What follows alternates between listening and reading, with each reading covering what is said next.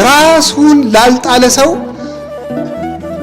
ዘመናውያን በሰለጠኑበት ወይም ዘመን በዘመን የነገሱ በዘመን የተመቻቸው ሰዎች ክፉ በሚሰሩበት ሰዓት እንኳን እግዚአብሔር በእሳትና በአውሎ መካከል መንገድ አለው የተባለ ለዚህ ነው።